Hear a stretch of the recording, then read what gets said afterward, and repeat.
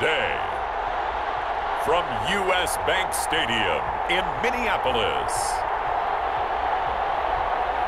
this is Madden NFL 21.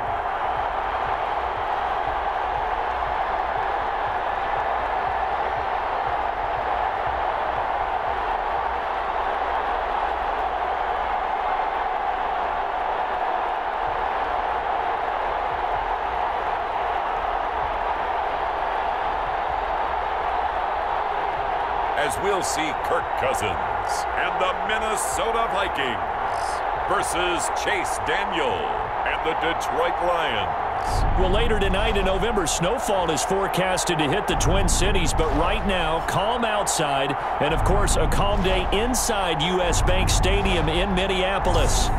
It can certainly get loud inside this building, and just a few moments ago when the Vikings were introduced, it was downright shaking in here. They're set for football as the Vikings get ready to do battle with the Detroit Lions.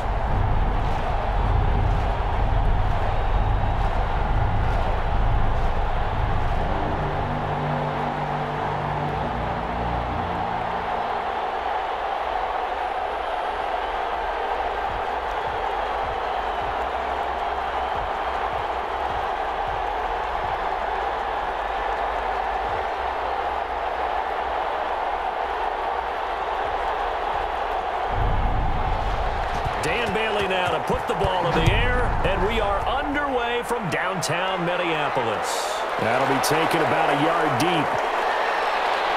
And ultimately, he stopped right where he would have been if he had simply gone down to a knee at the 25. So here are the Lions now coming out for their opening drive. They'll be led out by a longtime backup in the National Football League in his 11th season now. It's Chase Daniel. He's one of those guys that's been around the block a few times in the NFL, and at this stage in his career, what he lacks in big playability, he more than makes up for it in veteran leadership, a real knowledge of the game, and being a terrific locker room presence.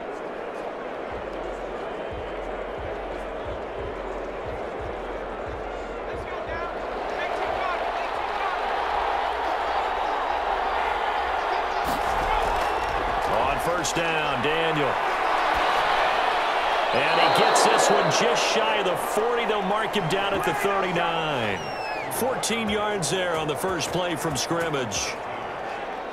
Oh, that was a pretty route right there because it's all about finding a window on a route like that. He lined up on his left, ran the deep in route over the middle, and the ball was right where it needed to be. Really good trust between quarterback and receiver. Really good completion. Now a man open down the middle of the field. And he'll be taken down, but not before he works it past the 50.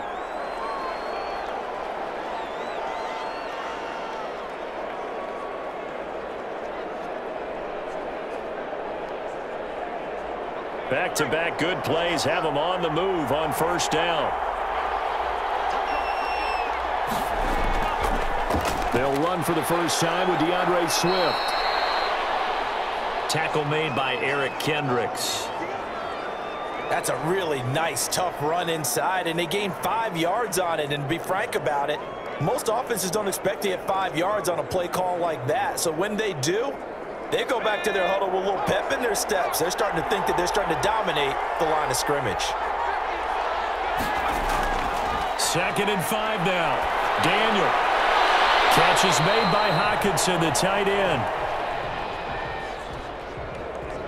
They follow up the gain of 5 by only getting 1 there on 2nd down. One thing you're hoping for when you run drag routes, you're able to hit a receiver in stride, and he can pick up a lot of yardage after the catch. But in this situation, the defense was effective, able to stop him before he could get a good head of steam going.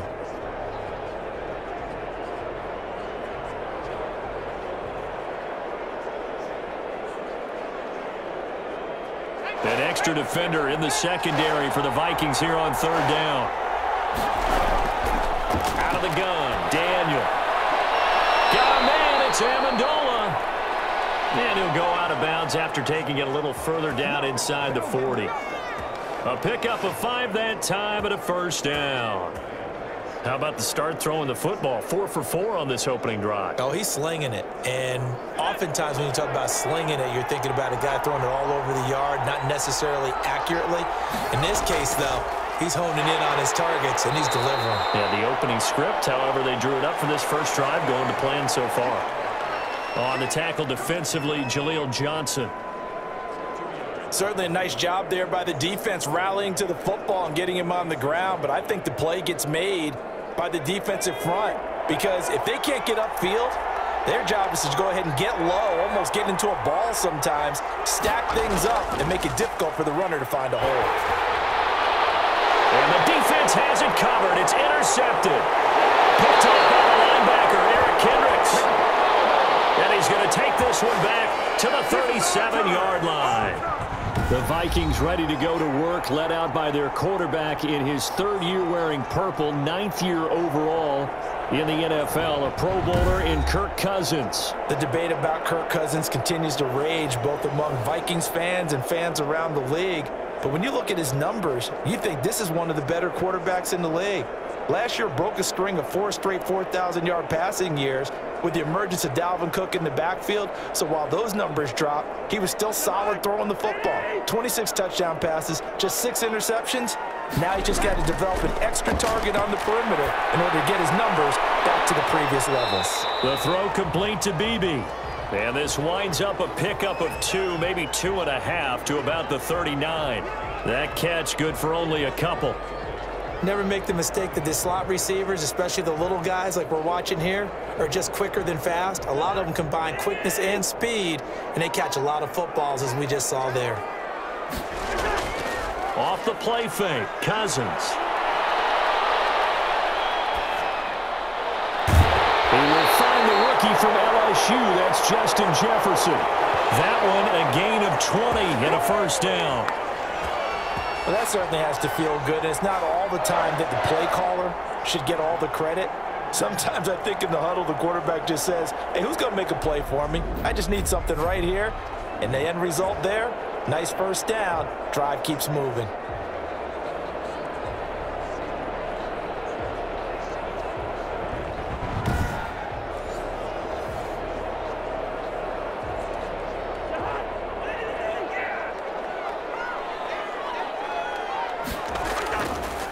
Now the first carry for Dalvin Cook. And just no chance of turning the corner. He can only get back to the line of scrimmage. 2nd and 10 coming up. Absolutely love the effort there. The ability to flow from his inside spot and stop that one at the line of scrimmage. Nice linebacker play.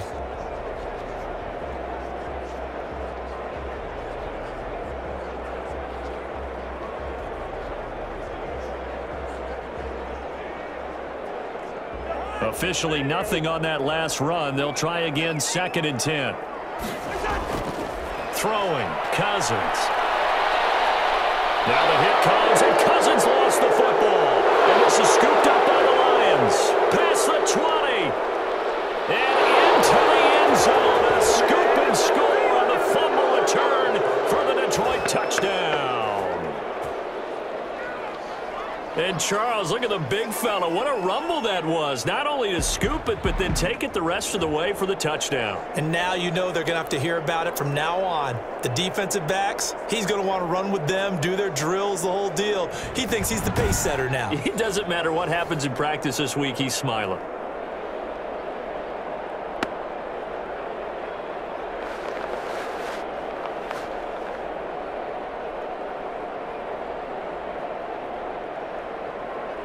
Now Matt Prater for the point after.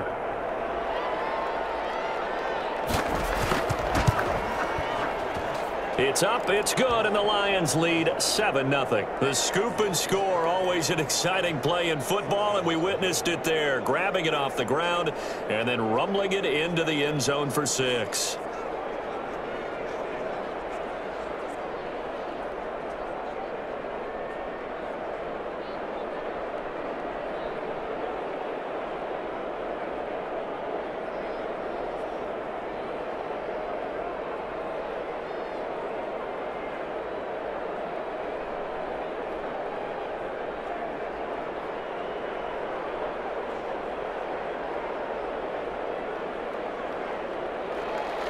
And you can bet they're preaching two hands on the ball here as the kick's away following that fumble return. Now K.J. Osborne. And a good return as he'll be stopped just shy of the 30-yard line. The Minnesota Vikings 2-5 now on the year. They get the big win in Week 8, a shocker to most people as they go to Green Bay and win 28-22. And Dalvin Cook making his return after leaving in the Week 5 loss at Seattle. Fair to say he came back strong, very strong. 226 yards from scrimmage, 4 touchdowns in the game, and scored him on the Vikes' first 4 possessions. And that's the most, by the way, those touchdowns by a Minnesota player since Ahmad Rashad had 4 back in 1979, so 4 decades ago. Now, if the Vikings have any plans on getting back into things. Under pressure, and they got to him again. They couldn't contain Deshaun Hand that time as he gets home for the sack. Well, so much for setting the tone of the drive offensively. Giving up a big sack that loses that kind of yardage, not a great start.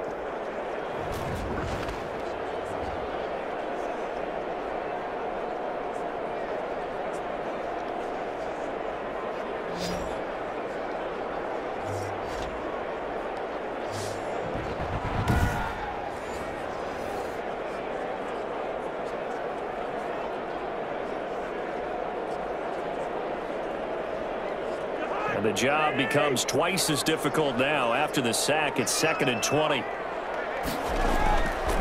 From the gun, here's Cousins. That's to Dalvin Cook, his running back.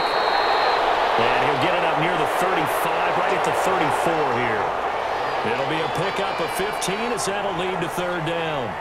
And that was yardage that they needed there after the sack on 1st down. They didn't get all of it back, but now they look at 3rd down as a manageable situation, one that they have a much better chance of picking up. Cousins from the gun on 3rd. And he can't quite intercept it. Zone coverage, free safety was there. Couldn't come up with it, and now it's 4th down. Every offense tells you they want to come out and start fast. That's not unusual at all. But this group, they've yet to get much rolling through their first 2 drives. It looks like they have to give up the football again after this one. So on 4th down, Britton Colquitt on to punt. Jamal Agnew is deep to return it. Oh, nice move.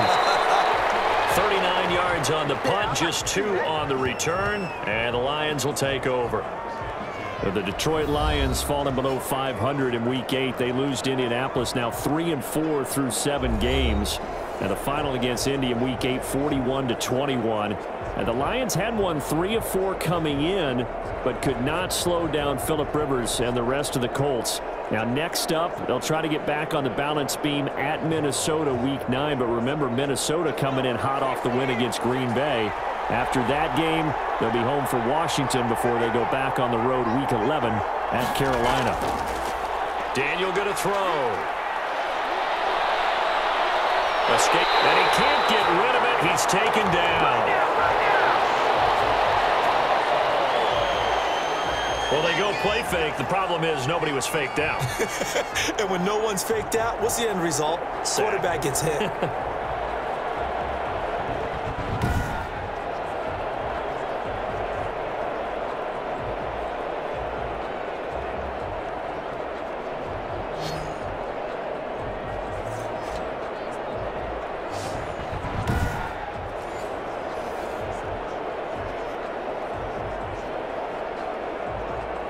Following the sack, they'll try to change their fortune here on 2nd and 13.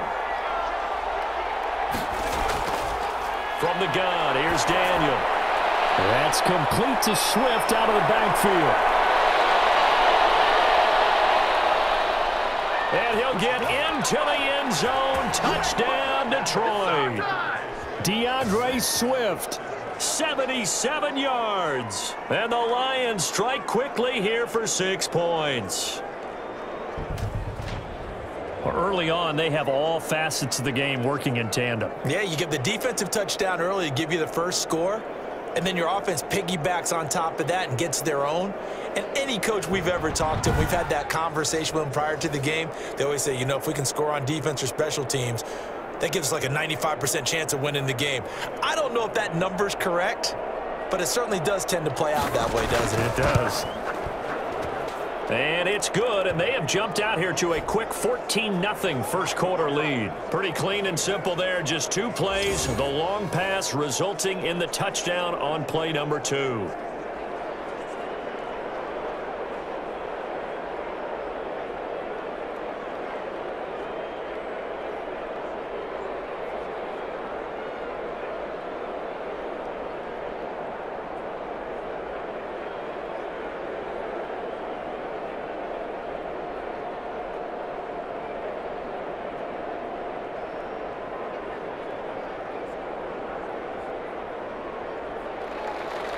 The kickoff unit is out on the field, and they will send this one away. Fielded a couple yards into the end zone. And he'll get it up past the 20 to about the 22.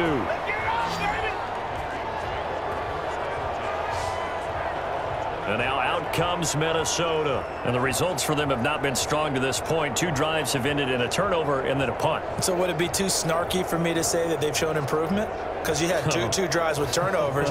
Now they punted it away, so at least they didn't turn it over. So that's good, right? You're going to get some angry users reaching out to you on social media. Well, I don't mean to be. I was actually looking for the positive. Silver lining, you know.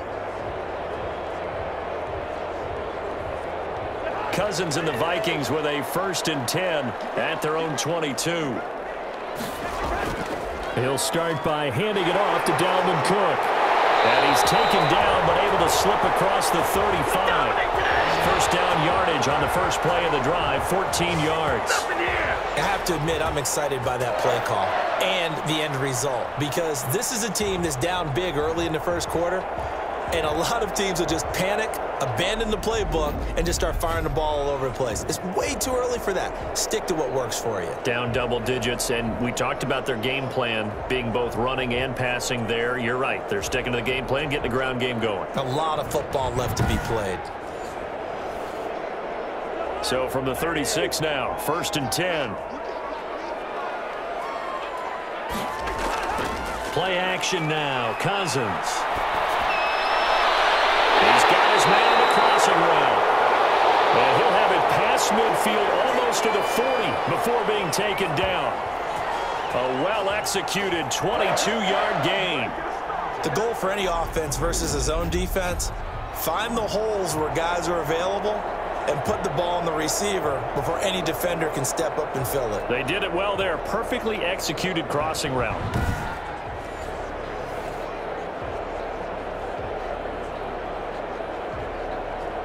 Back-to-back good plays have them on the move on 1st down.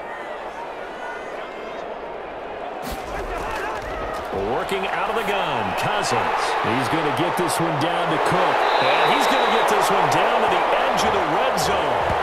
That's back-to-back plays of over 20 yards. Well, I think when they look at their offense, they think to themselves, weapons, weapons everywhere, and they want to move the ball around. They want to spread it to different people, but you absolutely know they want to get this man involved as well, and that's what they just did on that play.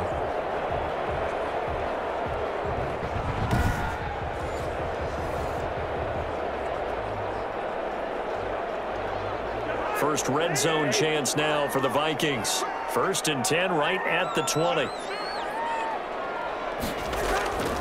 Give to Cook out of the gun. And he's only going to get a yard from the 20 to the 19. Well, that call makes sense because they've been throwing it well on this drive, and once again they show passing formation, showing the shotgun. Then they ran out of it. That's a nice play by them defensively, though, to hold it to a short gain. The run only got a yard. Here's 2nd and 9.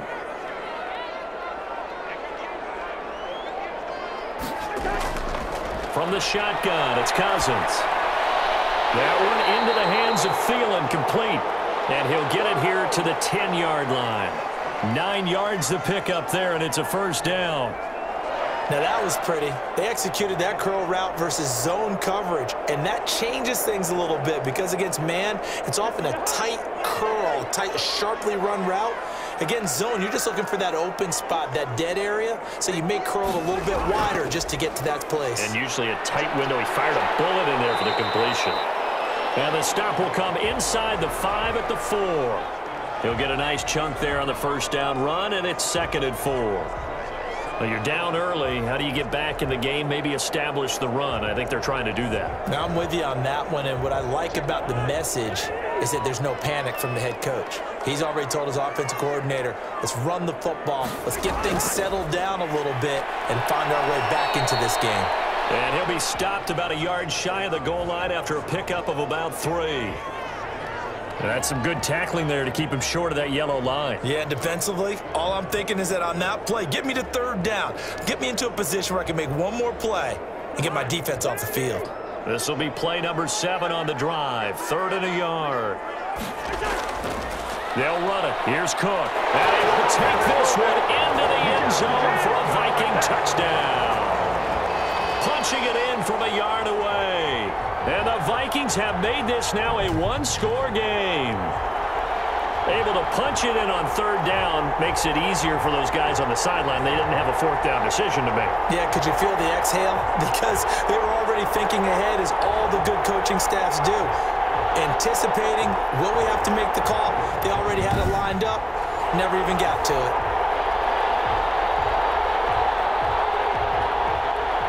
Dan Bailey now for the extra point.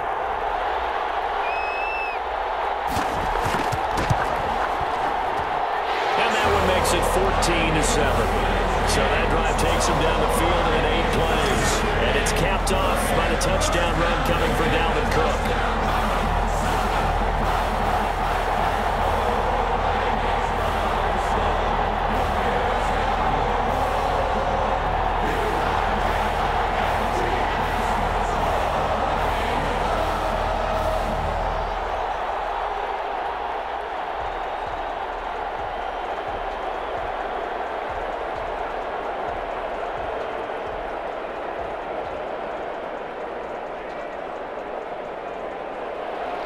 Bailey now to kick it away after the touchdown.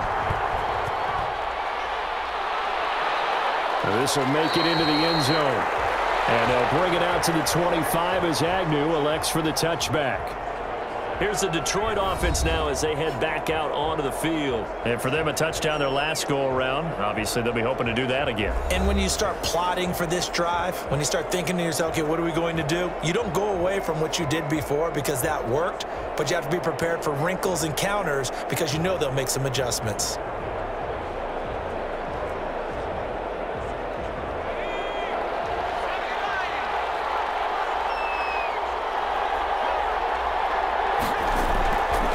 First down, it's Daniel. Over the middle, and it's incomplete. Intended receiver there was Quintez Cephas. That'll bring up 2nd down. By the way, I got to apologize because I just realized for about the last 4 or 5 plays, I'm eking over into your territory up here in the booth. My bad. I'm going to get back over to my spot. Yeah, we're not talking about our on-air commentary. I mean, what is all this extra paper? I mean, this is unusual for you. My bad. Normally, you run a really tight ship. What's going on here? Just like that incomplete pass, I'm going to try to tighten things up here for this next play. Oh, the rookie nearly had the pick. Probably should have had it. 3rd down now.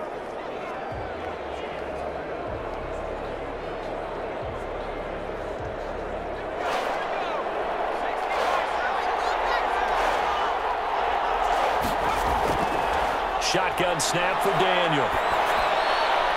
Open man is Quintez Cephas. And they work this well upfield across the 45. Give them 22 there on the 3rd down conversion.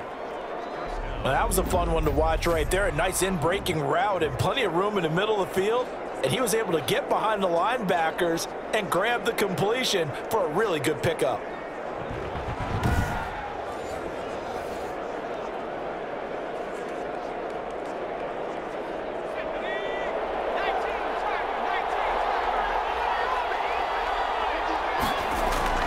A first down throw for Daniel. And this one taken in by Cephas. And he's out of bounds as he gets this down to the 45. A good pickup there. 8 yards on the first down completion. Timing is everything, and they work on this cut all the time. They work on all the timing patterns, and this time it paid off for them. Worked him to the center of the field, cut it to the outside, ball's delivered, gets both feet down for the completion. Facing a 2nd and 2 after that last catch, good for 8 yards.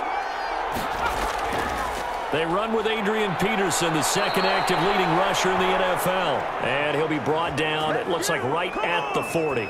A gain of 5, good enough for the first down. 2nd and 2 is prime time for a little bit of a gamble, isn't it? Open up the playbook, go play action, toss that bad boy deep. But in this situation, go ahead and give it to your back. Let him pick up a first down, keep the sticks moving. They run again on first down, Peterson. And he's going to get this inside the 30. 11 yards there and a Lion first down. That run is what defenses don't like about dealing with Adrian Peterson. His ability to drop his shoulder and run through contact. And he's amazing at keeping those strong legs going, isn't he? For him, no run is ever truly over. I mean, he's actually not even convinced that when they blow the whistle, he's actually down. That's how he finishes runs in a big way.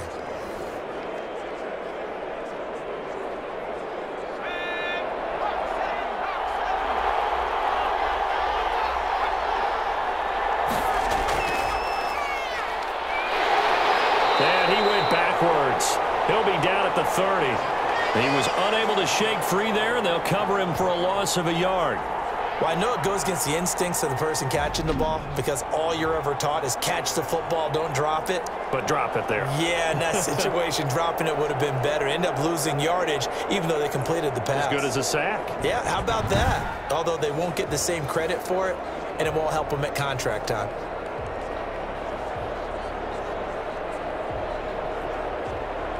Maybe just a slight detour on what's been a strong drive. Here's 2nd and 11.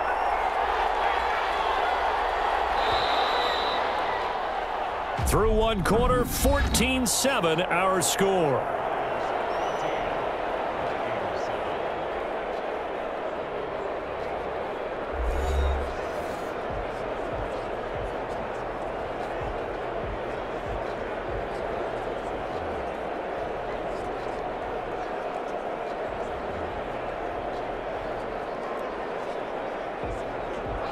Second and 11.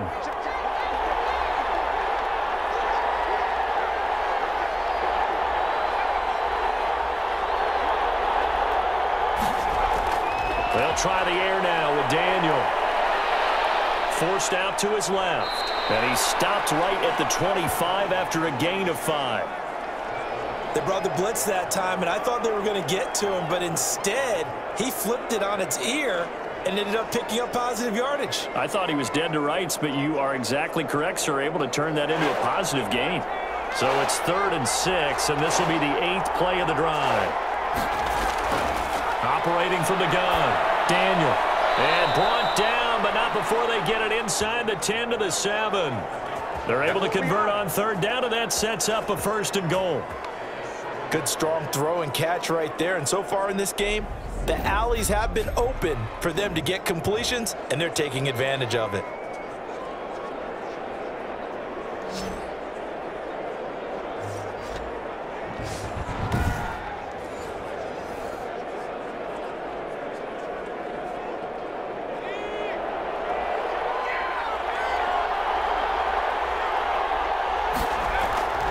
They'll run with Peterson. And he takes this one in for a Lions touchdown. Taking it in from 7 yards away. And the Lions are able to extend their lead. Great call to hand that one off, and his running back did the rest. Someone read their keys correctly, and on the defensive side of the ball, they certainly did not, because they really essentially were just going to swarm the quarterback. They kind of guessed themselves out of the play, and guess who benefited? The guy with the football.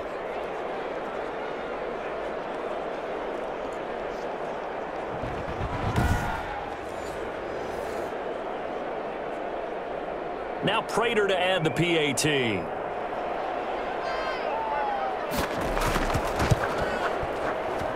It's good, and it is now 21-7. So the drive goes 75 yards, 10 plays. And it's capped off by a touchdown run by Adrian Peterson.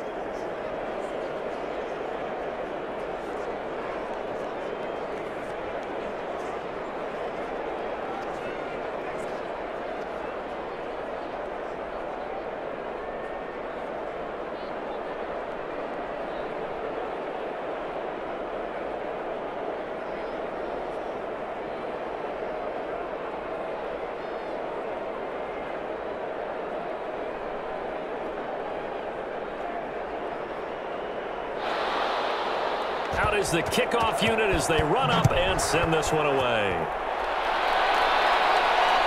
This taken in about 4 yards deep. And this will come out to the 25 as Osborne elects not to return it. And you see Dalvin Cook in the offense heading back out. He's been good. They've utilized him well, but they're losing here in the second quarter. What might they change offensively? I think that what you try and do is expand how you get the ball to him a little bit. Get him out in open space, maybe swing the ball to him. What's that they used to call it in the West Coast offense, the long handoff? Yeah. Serve as your running play that way, as well as continue to feed him the football. Some of these runs now may pop bigger later in the game because of the effects of running it. Sometimes people, after a while, they don't want to tackle him anymore, or they get tired, or they get out of position, or he runs through tackles. Continue to feed him the ball. He's having that kind of game. Yeah, might they get him the ball in some space in some different ways here? Well, CD, we are through 8 weeks of the 2020 NFL schedule. Now, 12 teams have played exactly 8 games. The other 20, because of open weeks, will reach that number next week, week 9. But I want to go through a few of the teams with 8 games, and you tell me where you think that they're going to finish up. Let's start with the Browns at 5-3. And I thought that they'd be 6-2. I thought they beat Las Vegas last week, so due to inconsistency, I'm going to give them 9-7. All right, same record right now, other conference. How about the Bears at 5-3? The exact same thing, but only because of their offense. Again, 9-7. All right, one more. 49ers, who sit at 4-4 right now. I think they've overachieved in a lot of ways based on all the injuries they've had, and they'll continue to battle and scrap. How about 8-8 for them for the season?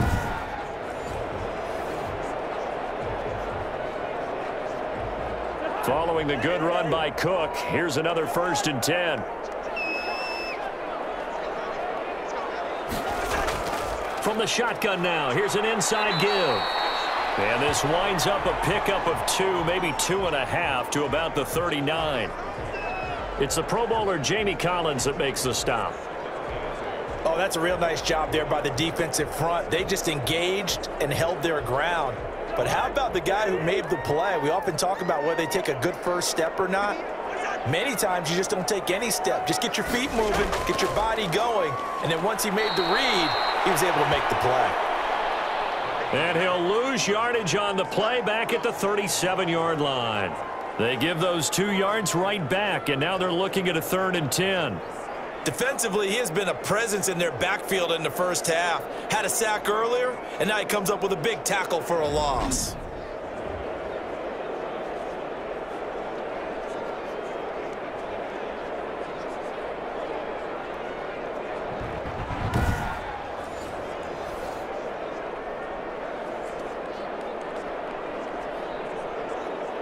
For the Lions, an extra DB in the game now here on 3rd down.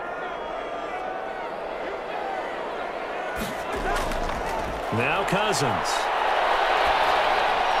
Got an open man, finding Jefferson. And he slips up past the 45 before being tackled. Cousins in step with Jefferson that time. 1st down, Vikings. Well, remember, they tried to give him the ball and let him run on the last play, but I think the light bulb went off in their play caller's mind, and this time they get it to him the more conventional way, and is much more successful as well.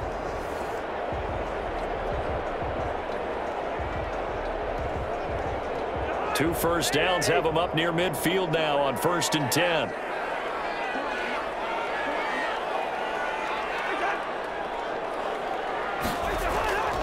A 10th carry in the game for Cook. And nowhere really to go there. He'll take this up just shy of midfield. Just a yard on the 1st down carry, so it's 2nd and 9. Yeah, things were pretty stacked up there in the middle of the line. A lot of bodies, not much space. I think ultimately he was fortunate to get anything out of that run.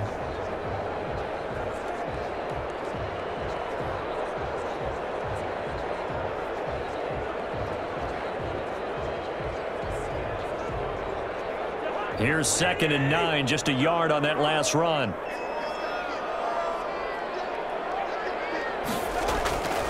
To throw, Cousins. And his throw is going to be incomplete. Johnson was the intended receiver, but now it's 3rd down. From the snap, he certainly looked like he knew where he wanted to go with the ball, but surprise, that guy was covered. So that took his attention elsewhere to no avail. The Vikings on third down. They've been okay, 2 for 3 thus far. This is 3rd and 9.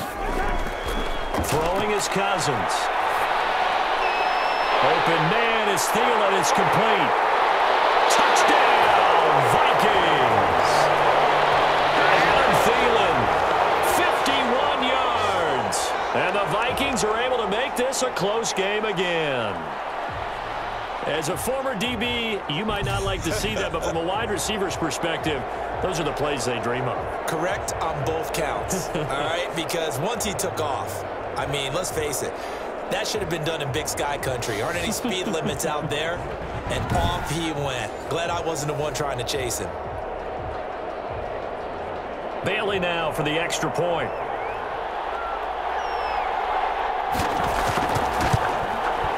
It's up and good. This becomes a 21-14 ball game now. So that one, an 8-play drive. It spans 75 yards. And it's polished off by a Viking score.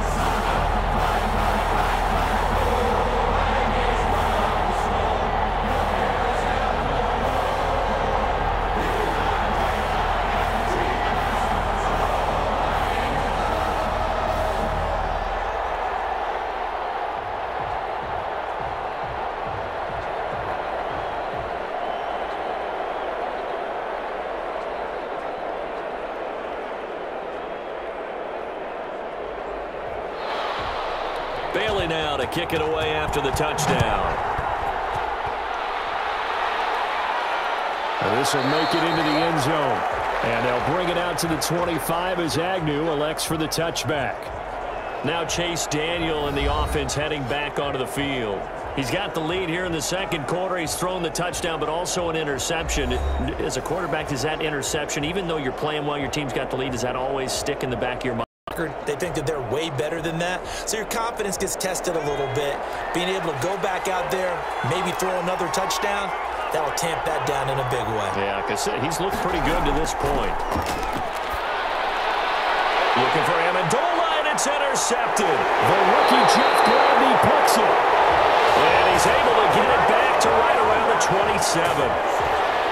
That was a really nice interception. I think it illustrates the differences between playing man and playing zone. When you're in man, all you're focused on is the receiver in front of you. But when you're in zone, you're allowed to read the quarterback's eyes and go to the ball. That's exactly what happened on that play. Here comes Kirk Cousins now to lead his offense back out there. Been a decent start for him here in this first half, but they're losing. And I think as the captain of the offense, you probably always feel like you need to do more in that situation. The best have always felt that way, and they won't settle for anything less. So right now, his goal is to increase what he's doing on the field, try to make sure his teammates come along with him, and he feels like if I do better, everyone will do better. And that's what we're seeing from him right now. Got to have a little extra determination. Yeah, a little extra determination. He has thrown the touchdown pass. No interceptions for him personally to this point. The linebacker, Christian Jones, there to make the stop. Well, on every play call, you realize it's not going to go for a touchdown, so a lot of your calls are setting things up for maybe later in the game, trying to establish the inside run with toughness now, hopefully get to the perimeter later, and let's face it, you could do worse than a 4-yard run on first down. To Jefferson on the slant, and he gets it inside the 10 to the 9. Cousins finding the rookie Jefferson for a Viking first down. But one of the ways the quarterbacks keep all the receivers alive in a play, never lock in on any one guy. Make sure you keep your eyes moving, scan the field, and here he finds the open guy for a nice pickup. Cousins, the quick slant caught, and he'll be brought down right on the edge of the goal line at about the 1-yard line. Nice gain of 8 that time, but it's 2nd and goal. I think a lot of people ask the same question all the time. Why do we see so many slants in the red zone? Well, the windows are tighter. Everything's more condensed. It has to be quicker, and you've got to deliver the ball on time.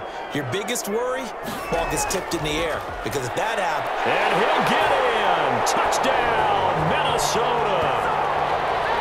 Dalvin Cook with his 2nd touchdown here in this first half. And the Vikings are an extra point away from tying this thing up. And always a good first half when you can hit pay dirt twice. And it never hurts to have that good feeling as the game moves on. Just think about halftime. If that's all he gets, he'll just sit there at the half and think, all right, 2 already. I can get some more.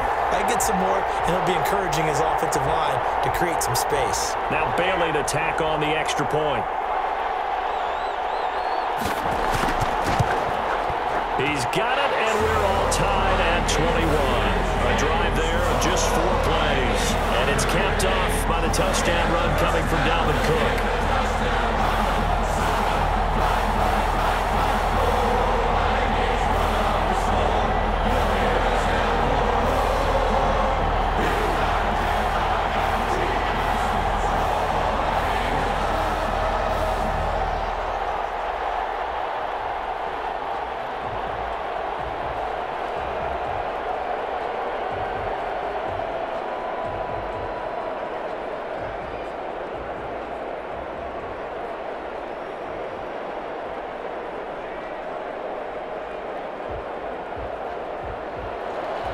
A couple of teams locked into a good one here. 21 all the score as the kick's away. Fields it in the middle of the end zone. And they'll bring it out to the 25 as Agnew elects for the touchback.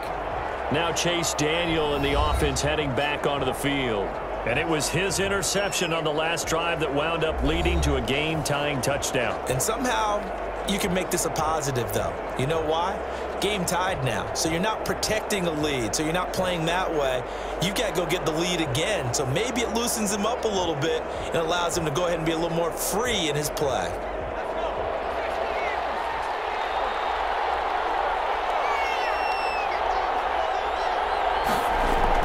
They go back to the air here after the INT on the last drive. And that is incomplete. He couldn't hold on through the contact. Brings up second down.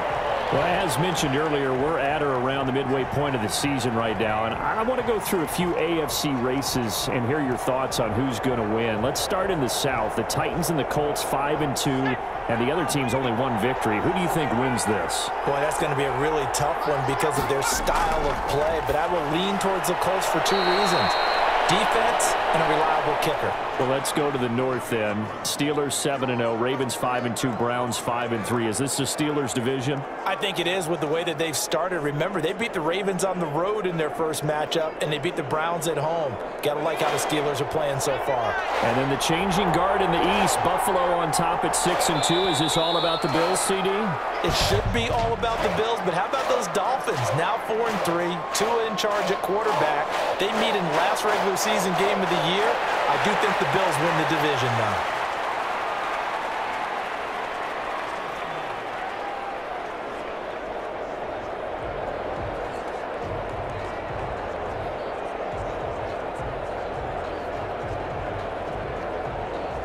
And this offense back to needing 10 yards after the false start. 3rd and 10. Out of the gun, Daniel. He's going to air it out deep for Amendola. And that will be incomplete. Well, they weren't scared to let it fly, but it falls to the ground and brings up 4th down. Well, the first 2 drives yielded touchdowns, so there's no reason for them to feel like they have to pull back on the reins. They pushed it downfield, looking for another one right there. Didn't get it, but we know they're going to continue to be bold. This is away, but boy, headed straight for the sidelines. And where will this be spotted? The side judge says it went out just across midfield.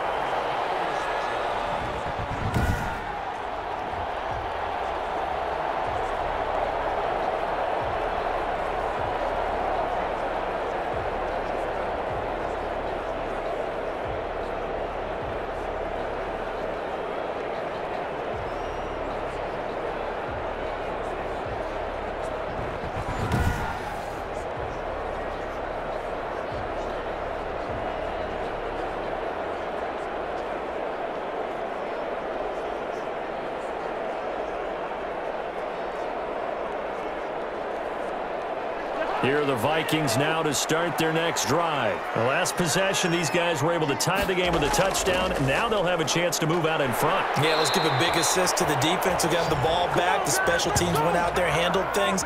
They've got it. They've got momentum. I know they're eager to get out there and put it on display.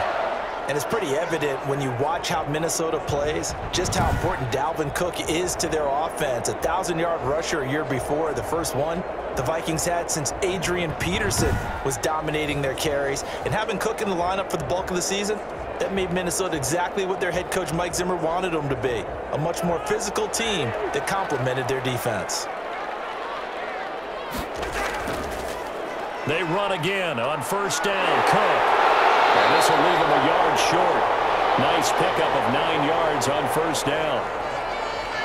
Good yardage there on first down. Exactly what you want. Get yourself set up to keep making first downs, keep the clock running. And if they're smart, you're starting to milk the clock. No hurry before you run your second down play.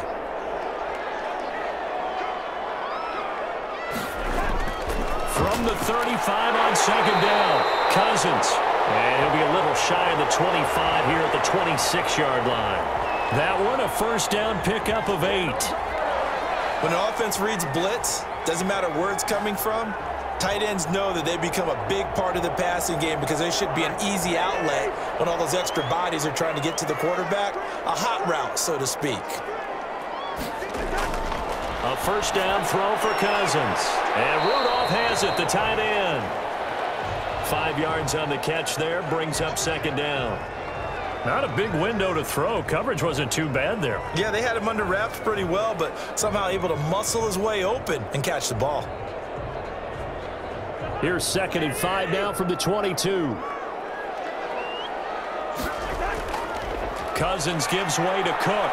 He'll get it inside the red zone, but only for a couple down to the 19. Defensively, we always know that he is tough in run support, and I think the way that he gets there is he understands what an offense is going to do before the ball's even snapped. A great job of scouting prior to the game, then reading, reacting, and taking the right path to the ball carrier. 3rd and short yardage, Cousins. This is Johnson, he's got it. And they've got it inside the 10 at the 8. They're able to convert on 3rd down, and that sets up a 1st and goal. Great mix of play calling so far. 3 runs, 3 passes. All 3 passes have been completions. 1st and goal. I think on defense now, you have to almost take a chance. Rely on your scouting. Pick a play you think they would run here, and just load up for it and see what happens.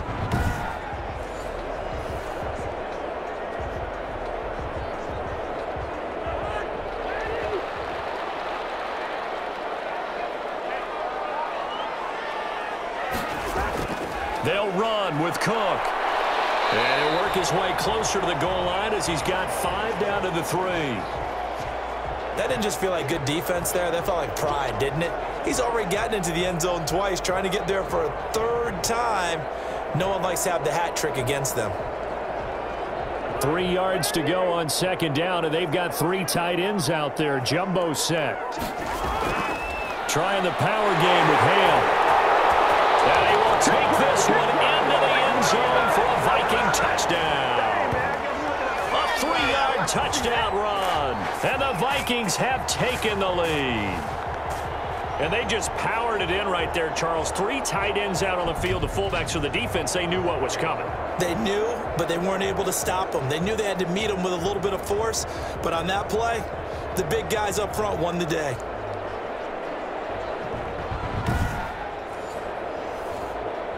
Here's Bailey now for the extra point.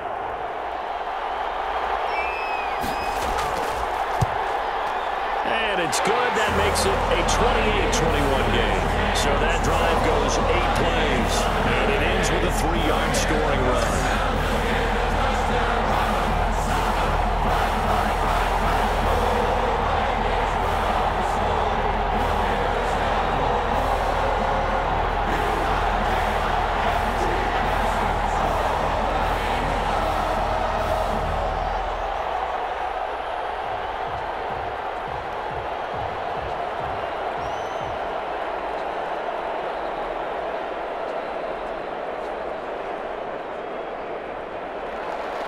Bailey now to kick it away after the touchdown.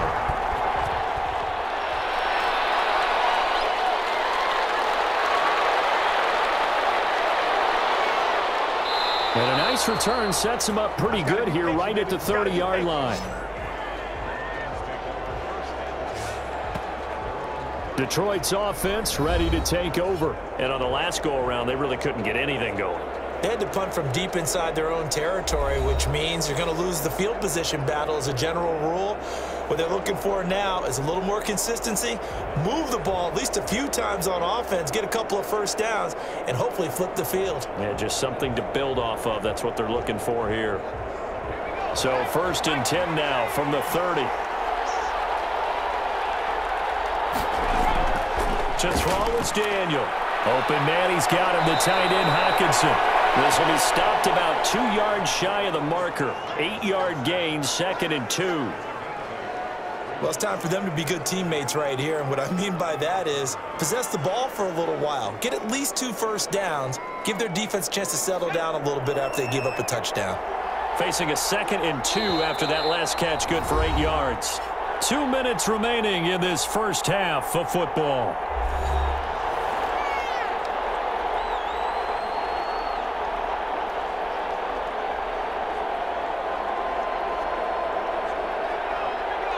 A reminder coming up here at halftime, we'll ship you off to Orlando. Jonathan Coachman will have first half highlights and analysis from a back-and-forth first half that we've seen. Here's a throw out wide, complete to his running back right side. Nothing on the screen that time. Now it's 3rd down. So nothing there on the screen that time. That means all that great acting they tried on offense went for naught, didn't it? Because you have to try and influence them. Make them think that you're doing something else. Make them think that they can get to the passer by letting them by and then setting up the screen and getting downfield. Didn't happen at all. Give a lot of credit to the defense for not tumbling to that one. Well, they would have gotten the conversion if he could hold on. Instead, the drop means it'll be 4th down.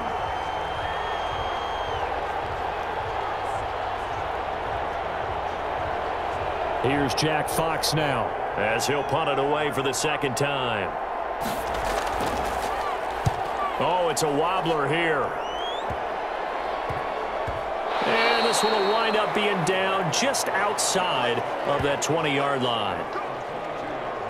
Dalvin Cook taking the field for the Vikings' next possession. And he's well on his way to a 100-yard game. He's already more than halfway there. We're only in the 2nd quarter.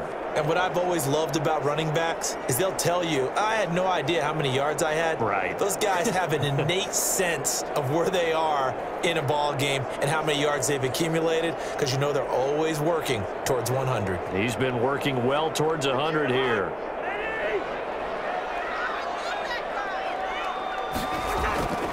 Cousins now to throw on 1st down. He'll dump this off to Cook.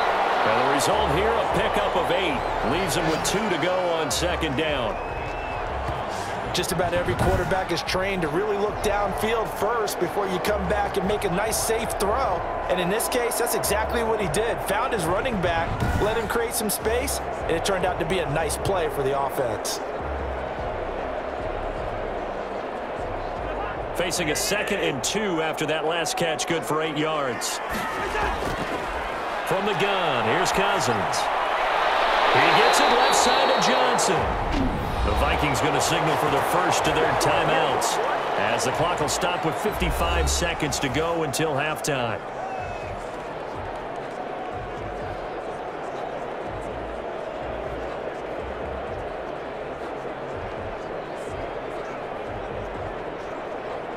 Back-to-back good plays have them on the move on 1st down.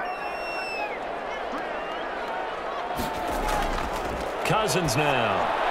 Over the middle here to Rudolph. Now the Vikings will use the 2nd of their timeouts as the clock shows 50 seconds to play here in half number 1.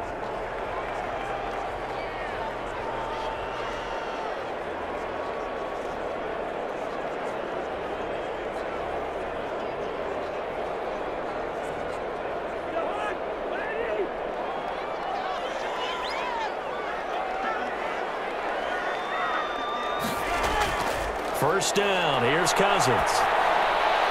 Johnson with a completion over the middle. 7 yards, the pick up there. In so many ways, throwing the hitch route is actually one of the safer things an offense can do. Get the ball out to the receiver as fast as possible, hope he's got man-to-man coverage, and hope that his athleticism wins on the perimeter. Able to get 7 on that first down pass play. 2nd and 3. That'll be tipped and intercepted. Picked by the rookie, Jeff Okudah. And his guys have got it back at the closing stages of the first half. Before we came up to the booth, last thing he said as we were walking off the field, want to play mistake-free football. Well, that just went out the window there with a pick. And do you remember what you said to me when we were walking up to the booth after he said that? You're like, oh, fatal last words. Every time we hear that, things tend to fall apart a little bit, and that's what we saw there. Didn't get enough on that throw, and it turned into an interception.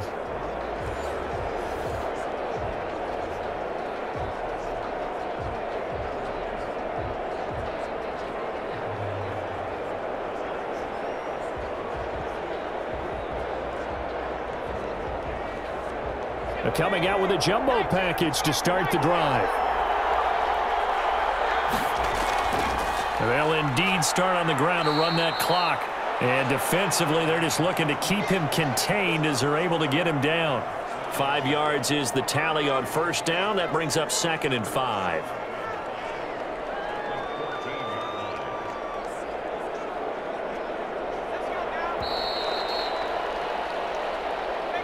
So we've reached halftime in a wild first half. We'll take a minute to catch our breath as we send you down to Orlando, where Jonathan Coachman has our EA Sports Halftime Report. Coach. All right, Brandon, thanks very much. Welcome, everybody, to our abbreviated version of the EA Sports Halftime Report. It was Dalvin Cook who did the job in that first half. He's thrown for over 200 yards already, and his guys have the lead as well. As we get you back to Brandon Gaudin. Okay, Coach. Appreciate it. A one-touchdown game here as we get set to resume play in the second half.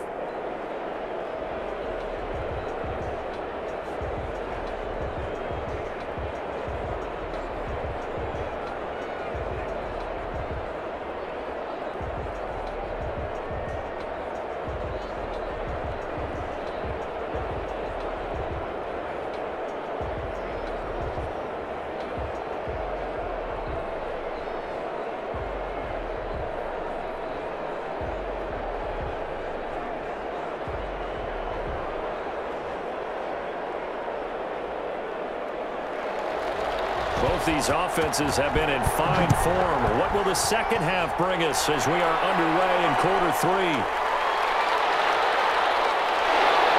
And out a little across the 25 to the 27.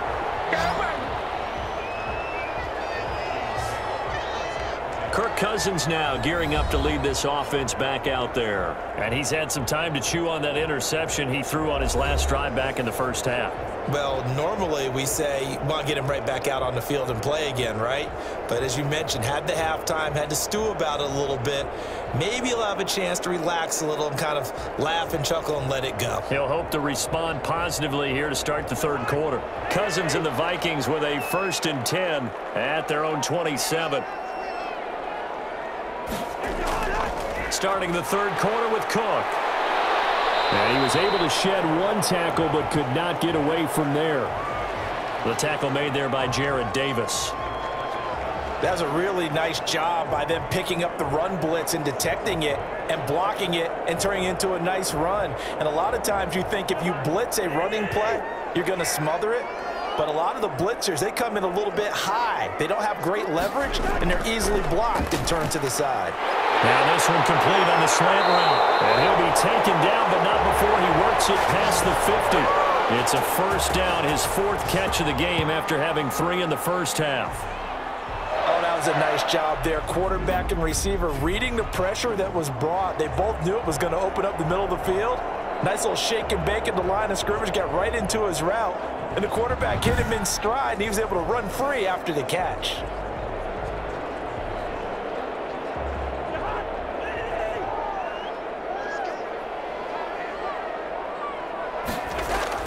Another tote for the workhorse this afternoon. It's Cook.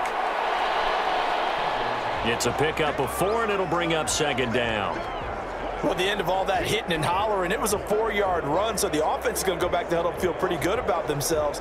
Defensively, you have to feel okay because you didn't let it turn into a bigger run, but the goal, shut it down for 2 yards or less. That's when you start to feel good about yourselves. From the 45 on second down, Cousins. Quick hitter here, it's complete. And the stop here will come at the 38-yard line. He continues to deliver a first down here. He had 4 catches in the first half, and this one number 5.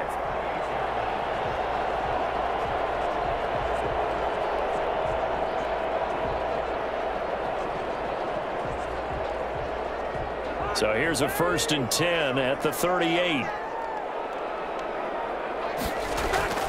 From the shotgun, it's Cousins. Looking middle, and it's incomplete. They were looking for Johnson that time, and that'll bring up second down. They've given up a few first downs on this drive, but getting the incompletion there, that should give them something to build on and maybe turn the tide.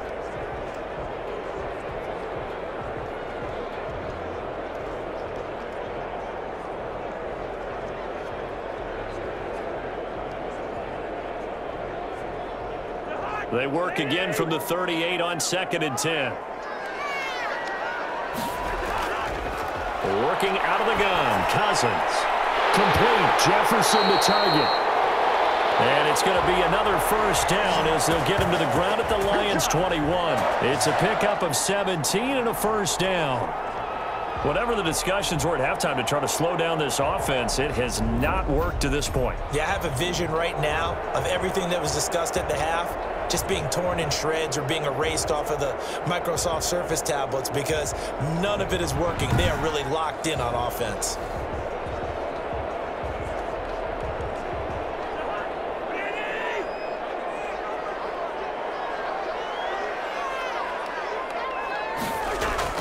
Cousins on first down. That one into the hands of Thielen, complete. And he'll be out of bounds, taking it just shy of the 10 at the 11 or the 12. Give him 9 there on the first down completion. I always laugh when people say, what's the toughest route to defend? And I'm like, any of them, especially if it's a good receiver. That makes things very difficult. But when you're running a drag route, something short, shallow, going through defenders, using guys almost as screens in order to get open, that makes things tough for guys trying to get to the football. On second down, it's Cook, and he'll get it here to the 10-yard line. 2 yards, good enough for a first. It's nice every now and then in this game not to see people overthink it. Just hand it to the old reliable guy, let him pick up the first down. So not quite a 1st and goal. It's 1st and 10 from the 10. Now a run with Cook. And he will score. Touchdown, Vikings. A 10-yard touchdown run. And the Vikings are going to widen that advantage. That seemed pretty ideal there for the offense, Charles. You take a little bit of time off the clock here in the 3rd quarter, decent length drive, and you pad your lead as well at the end of it. And what it does is let you feel like you're in control of this game, even more so than a 2-touchdown lead, right? Because you have taken that time off, as you noted, which means they couldn't get you off the field. You ran your playbook the way you wanted to, and you gave your defense some rest. What a big-time drive in that situation. Bailey got the extra point, and the lead now up to 14.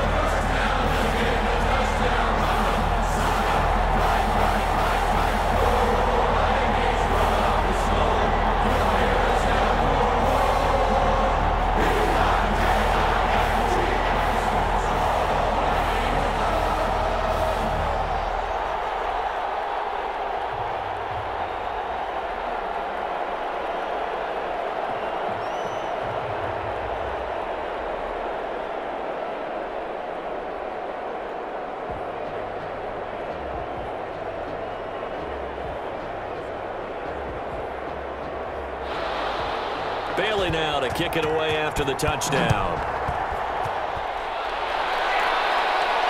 That'll be taken about a yard deep. And he'll be stopped up at the 25.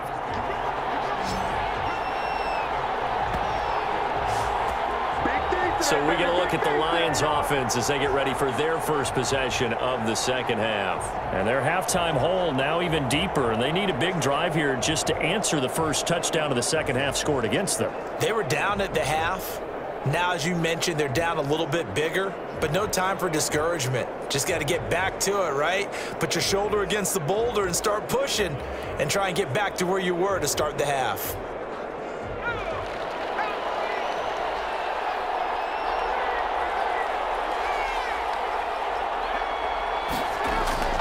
They fake the give. Daniel. Buying time to his left. And not much to speak of. Call it a 1-yard gain up to the 26. He'll get just a yard on the scramble. It's second down. Nice job there defensively. A great time to dial up a blitz. And give him credit under center instead of throwing it away. Actually a pretty good job of getting past the line of scrimmage, not losing yardage.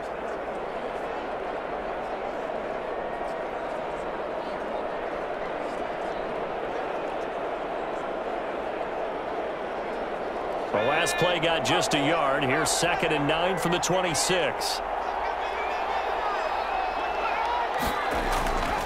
Here's Daniel. And he's going to be intercepted a third time.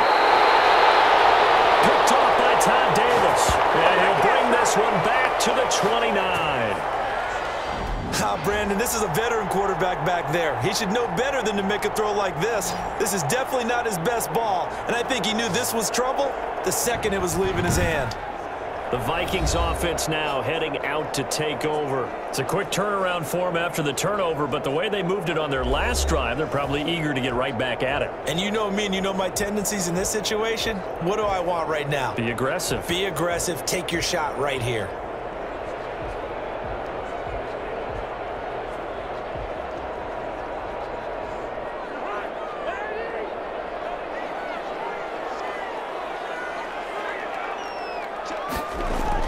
Following the interception, Cousins quickly to Thielen here. And inside the 20 before he's brought down. 13 yards as the Vikings pick up the first down. If you're going to blitz, likely going to leave you in man coverage with this guy, and that is less than ideal. It is, because just about any offense that has an elite receiver, if you blitz and have him in man coverage, you're going to him, even if he has an elite defender on him, because he usually knows where the ball is before the defender does. On 1st and 10, Cousins. This throw caught right around the 6. And stopped a few yards shy of the goal line at the 3. A 14-yard gain there as they look to improve this 14-point lead.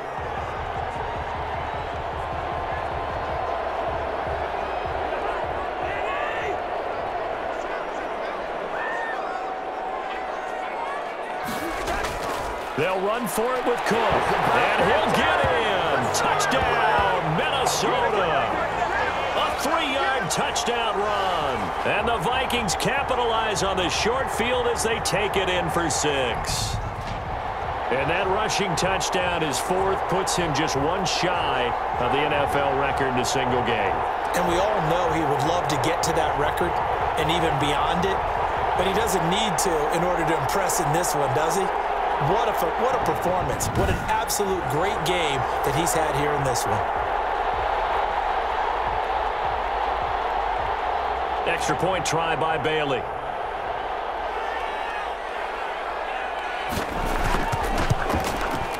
And the lead now to 3 touchdowns and 21 points. The drive there only spanning 3 plays. And it's capped off by the touchdown run coming from Dalvin Cook.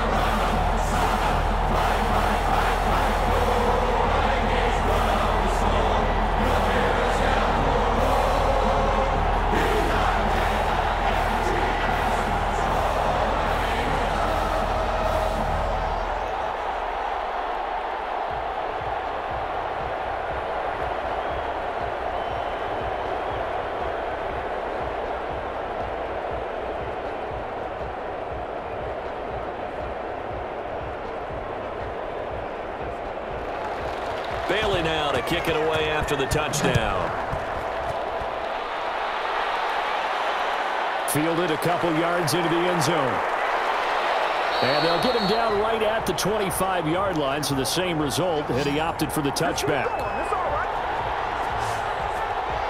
So here come the Lions now. They're down 3 touchdowns to this point, needing to put something together as they have it 1st and 10.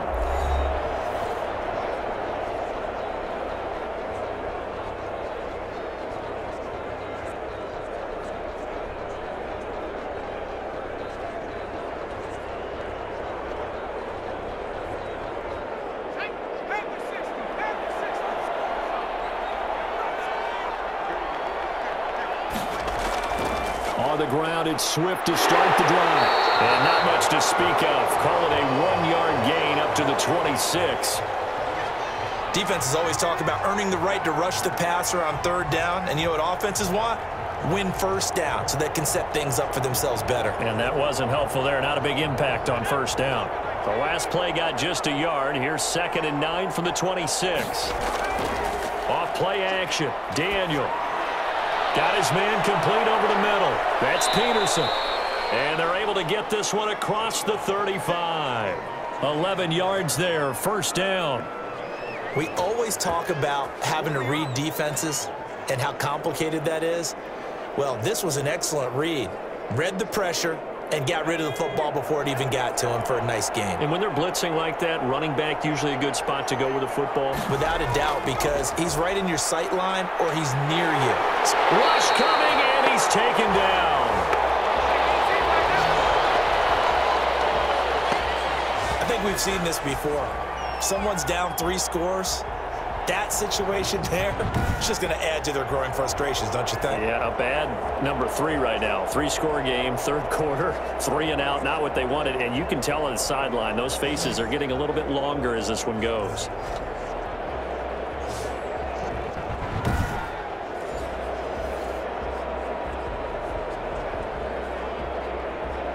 Now, following the sack, they'll look to make amends on a 2nd down and 17. Daniel going to throw. A slant to Jones. And he's brought down after a very nice gain. That good for 21 yards on the catch and run. Quarterbacks love slant routes because the receivers are breaking right into their line of vision, and receivers love them as well because they're getting the ball on the move and able to catch it and try and get upfield and gain additional yardage.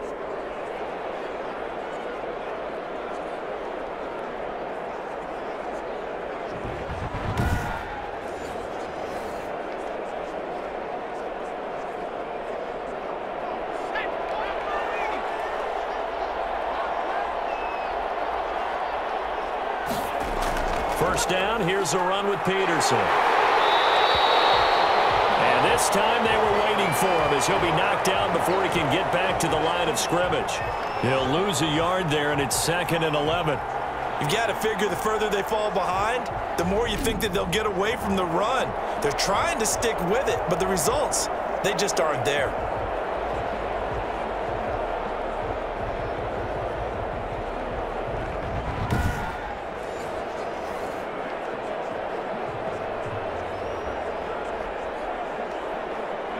Second and 11 now.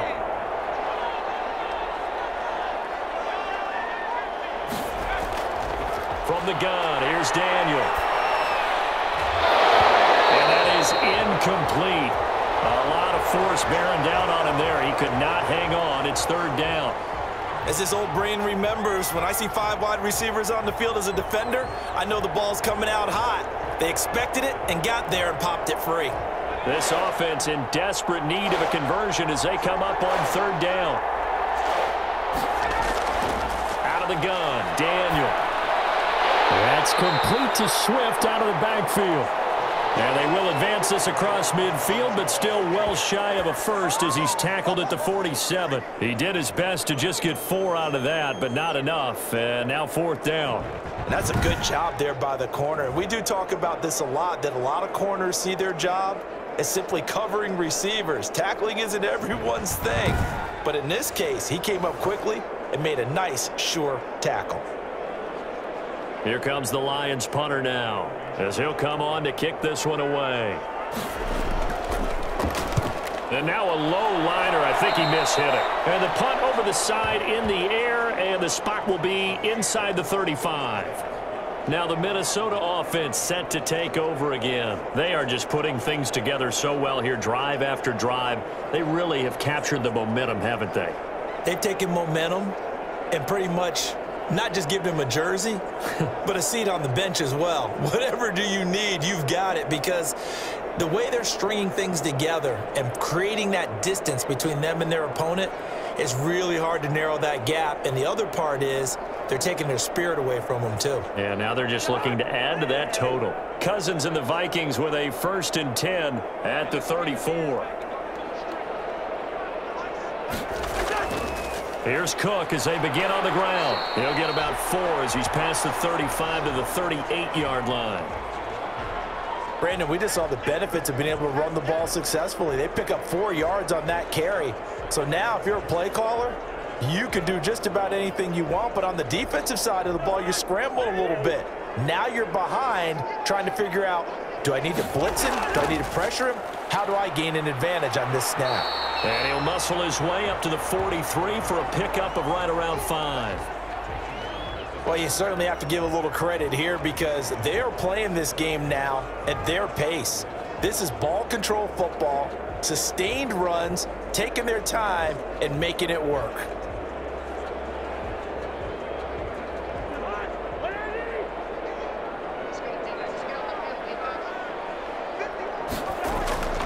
Third down, Dalvin Cook. And he brings this up to the 46. Good enough for the first.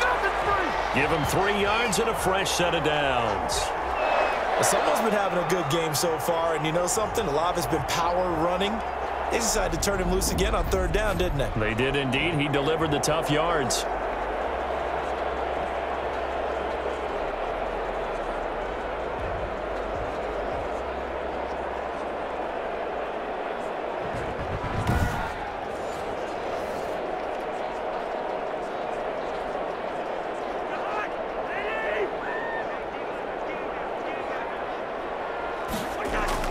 First down, here's the run with Cook. Now Cook hit and he lost the football. And this is scooped up by the Lions. And his guys are going to take over at their own 48-yard line. Well, he has been a workhorse for them in this game, and ball security hasn't been an issue until that point. Yeah, and let's face it, when he's going to carry the ball that many times, he becomes more and more of a target for the defense, knowing that he's going to be the primary guy. They'll just send more and more players towards him, trying to make sure they knock the ball free.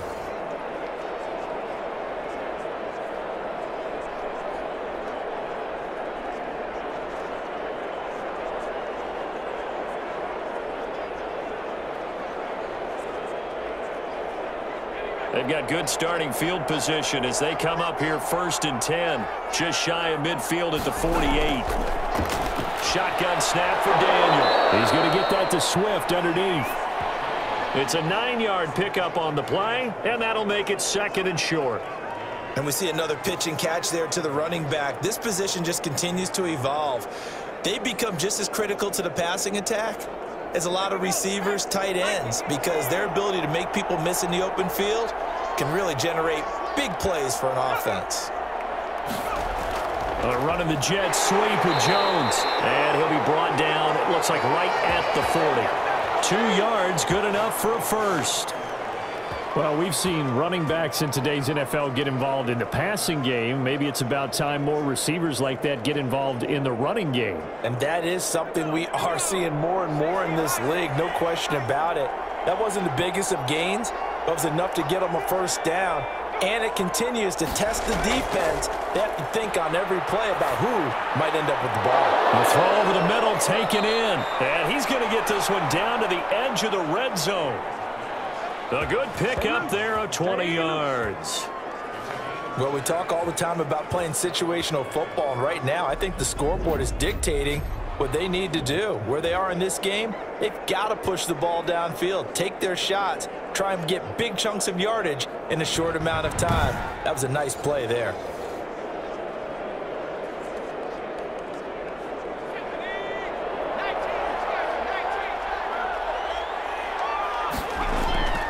They'll run on first down. Peterson. Eric Kendricks in on the tackle. Well, if you're a football guy, that's a pretty run because everyone is in sync right there. Obviously, the guy carrying the ball, but how about the people up front? Leverage, athleticism, they created some nice space for him. The run got 4. Now they deal with a 2nd and 6.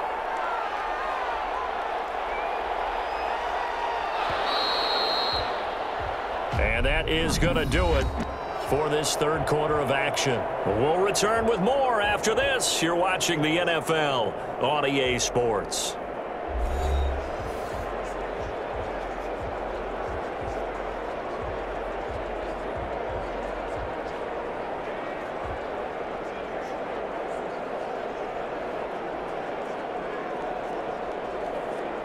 Second and 6.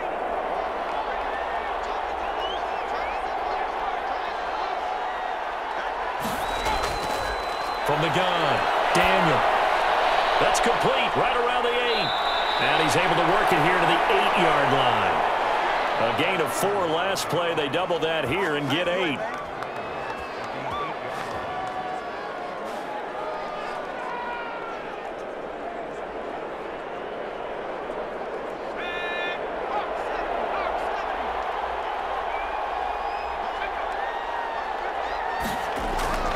Operating from the gun, Daniel. Will find Swift out of the backfield.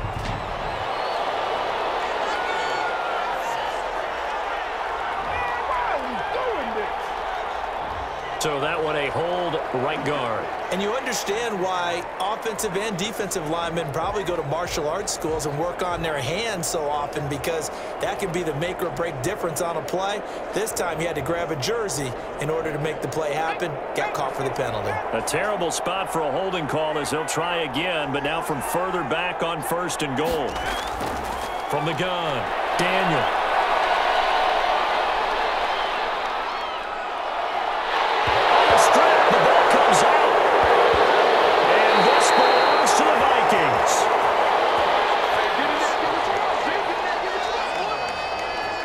And with that kind of a deficit, you can't afford to make any kind of mistakes.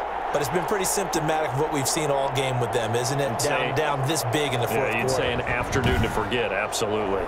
Minnesota now ready for their next possession. And they have to be feeling pretty good. Comfortable fourth quarter lead as they take over following the fumble recovery.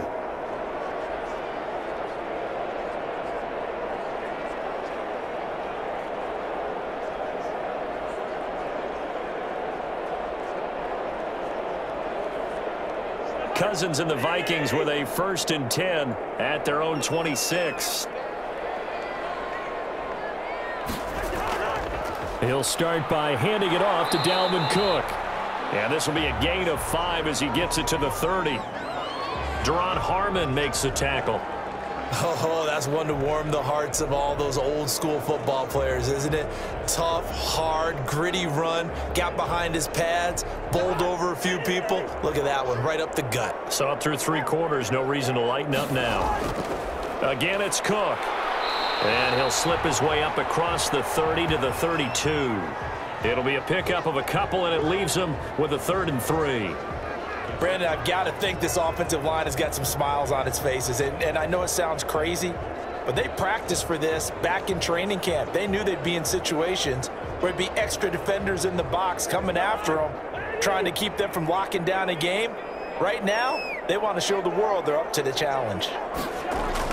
3rd and short yardage. Cousins. Incomplete. He had his hands on it but couldn't pick it. But it's now 4th down. How about some applause for the defense there? They forced him to throw that one into coverage, and just like that, they're staring at a 4th down. Well done. Here's Britton Colquitt now as he'll kick it away for the 2nd time.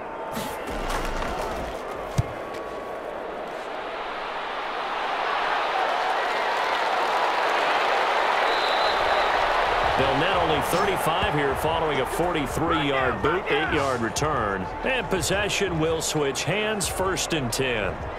And Detroit getting set to go now. Even though they were able to force the punt defensively, still a big hole to climb out of, especially at this late stage of the contest.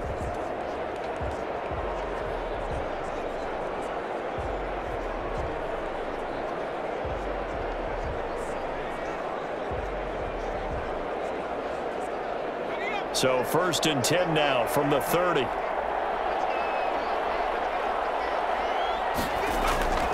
Operating from the gun. Daniel. Open man. He's got him. The tight end, Hawkinson. 7 yards, the pickup on the pitch and catch. Decent start to the drive, but let's face it, they need a lot of things to go right in a short amount of time, down 3 scores. Yeah, they're going to run their 2-minute offense here in this game, but this is for future games. Can they get better and be ready for the next time, hopefully with a chance to win? Able to get 7 on that first down pass play. 2nd and 3. Throwing middle, but it's incomplete. Intended receiver there was Quintez Cephas, and it's 3rd and short. That incompletion is not a surprise with the way that this one has gone, and the frustration, the body language is evident everywhere. This team, they've really been put through the ringer in this one. The Lions on 3rd down. They've hit it 50%, 3 of 6 to this point. Here it's 3rd and 3. And that would be incomplete. At this point, down big, you'd have to imagine this defense are just going to sit back, blanket the field as best they can. Yeah, this is actually the easy part of the game for them because, just as you noted, they can sit back, keep everything in front of them. But they've blanketed the field the entire game using a variety of coverages. And they're indeed going to go for it here on 4th down.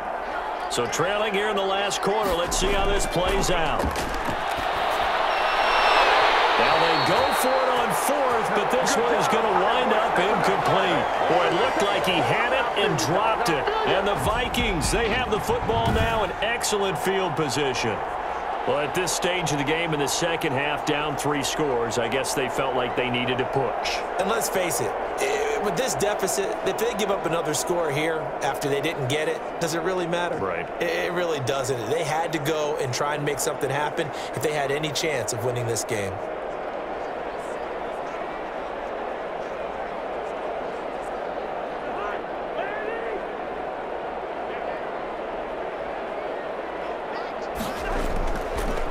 First down.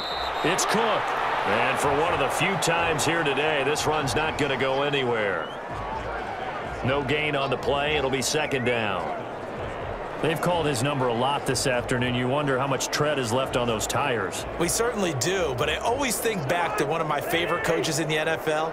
And he used to have a meeting with his running backs every year in the offseason and say, look, as many times as you're going to carry the ball, you should be able to carry it one more time, so make sure you get in shape. And he's not even able to get back to the line of scrimmage. And there's also a flag down, and it's in the area of holding. That hold coming from the middle of the line, the center. And it's difficult for him because sometimes you've got people right over you, and as soon as you snap it, trying to get your hands up and block them, you can be a little bit late getting it done.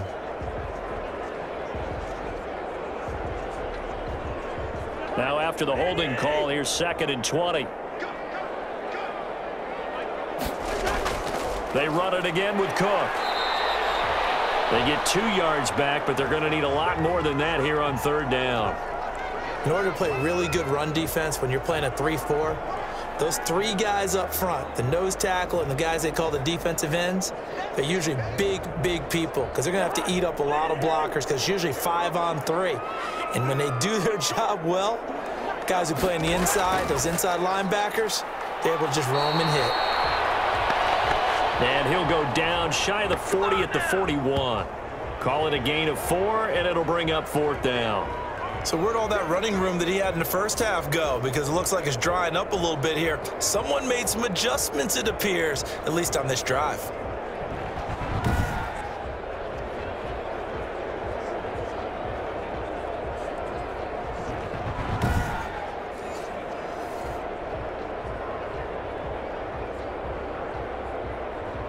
Here's Britton Colquitt now as he's on to punt for Minnesota.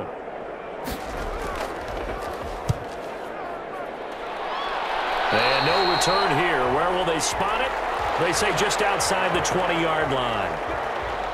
Here's the Detroit offense now as they head back out onto the field. And this offense last time turned it over, went for it on 4th, didn't get it. They're lucky, though, because no points against the team on the board, but we'll see how they respond.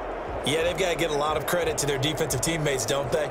They had their backs on that last series, and because they did so, that allows the coach to still stay aggressive on offense and maybe go for it again in a similar situation. I was going to say maybe makes that offense feel good, but when you know you've got a defense making stands like that. Yeah, that'll loosen up things a little bit, won't it? Maybe he'll play a little bit better the next time you have the ball.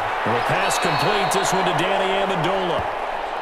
Now, after the completion, we're going to get a timeout, an injured player. While the training staff takes a peek, we'll take a break.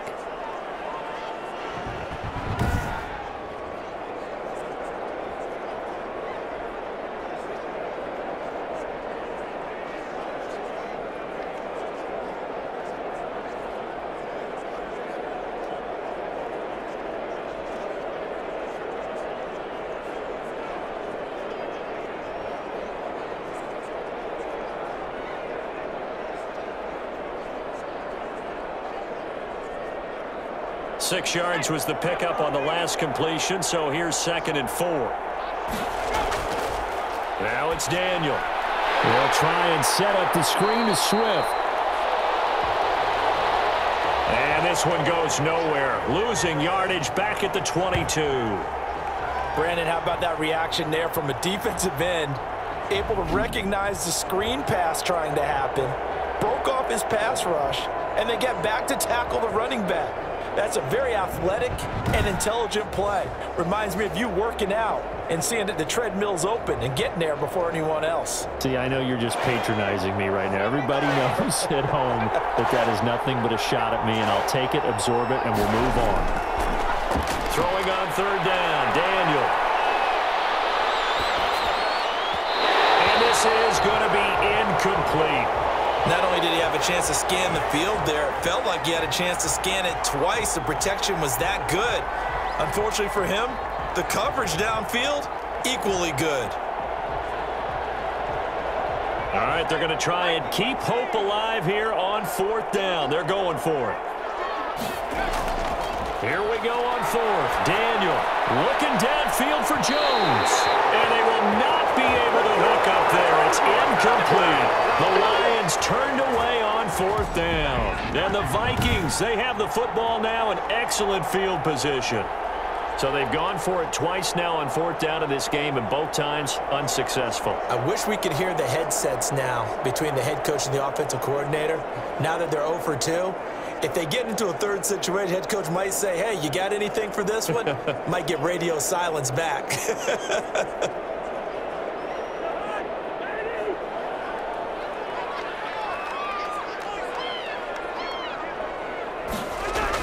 They'll run on 1st down. It's Cook. And he'll get it down this time to the 17.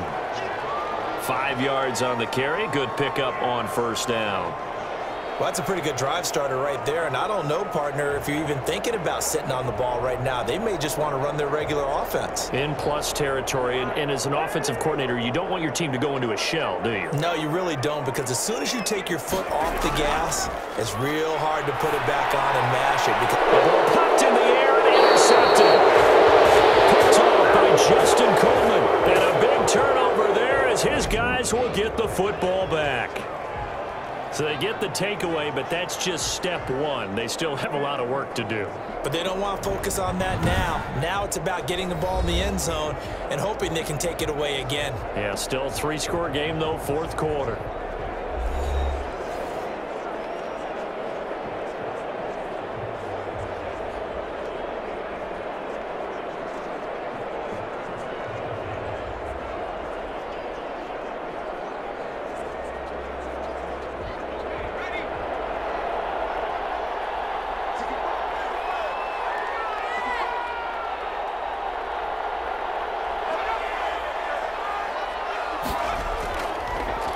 Here's Kerryon Johnson, 3rd-year man from Auburn.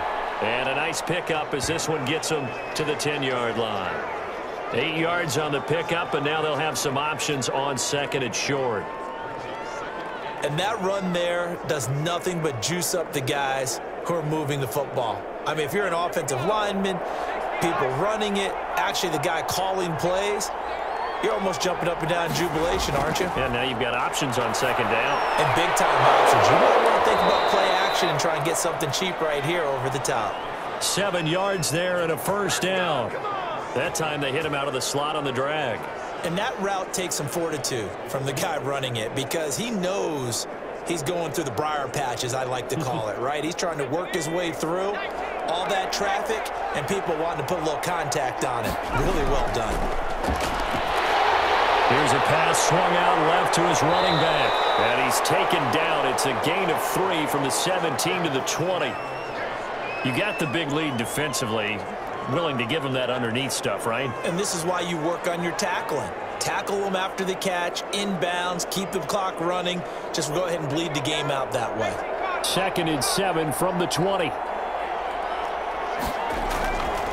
From the gun, Daniel. And Jones has it over the middle. And he'll get this up to the 34-yard line. A gain of 13. It's a first down. Well, this game was decided a while ago, and that completion there is going to artificially inflate his passing numbers. So right now, the only one really applauding probably his agent as he thinks about angling for a new contract. So signs of life in what's been a dormant offense in this second half. Here's 1st and 10.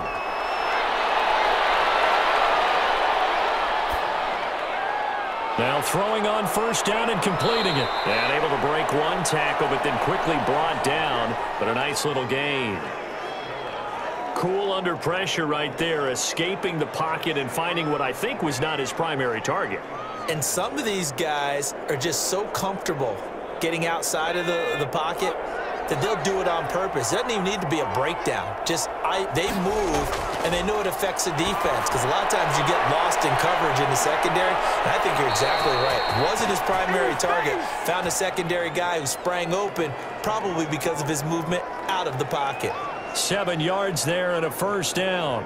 Continuing to steadily move the ball down the field. Not big play after big play, but these moderate gains getting them first downs. And you know what they add up to, right? If you continue that pace and you continue to move it downfield, they add up into 6 points. That's exactly what you're looking for. To the air again, Daniel. Pressure coming from the Vikings, and they get there and bring him down. The defensive end, Daniil Hunter, drops him. Great job defensively. I think he was trying to go through his progressions, find someone to get rid of the football. Before he knew it, he was on his back. So that just brings us right back to what you said in the beginning. A great job defensively. Nowhere to go with the football. That led to the sack.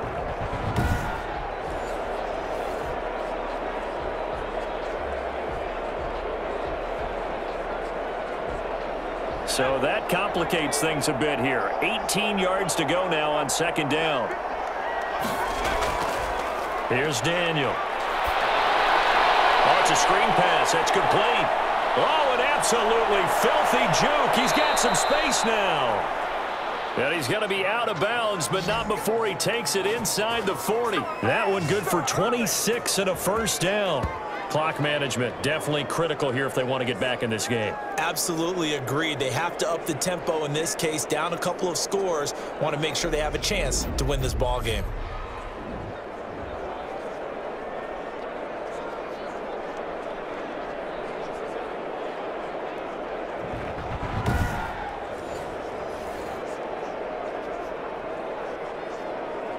From Viking territory now, they'll come up 1st and 10 at the 36.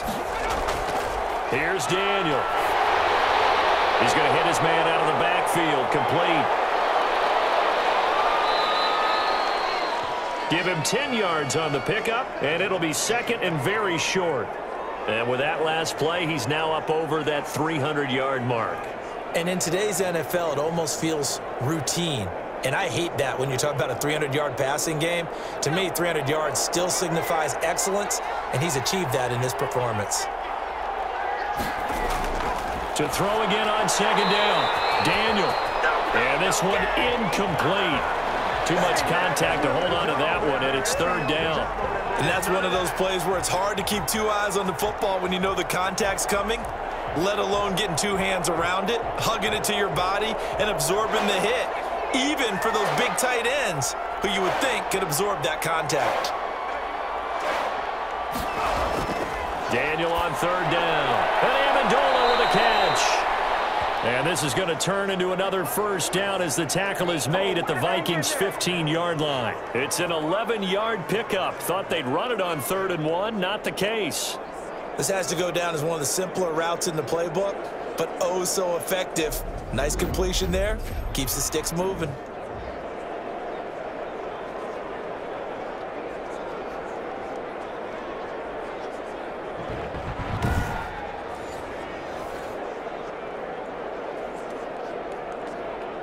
Line of scrimmage, the 15. It's 1st and 10.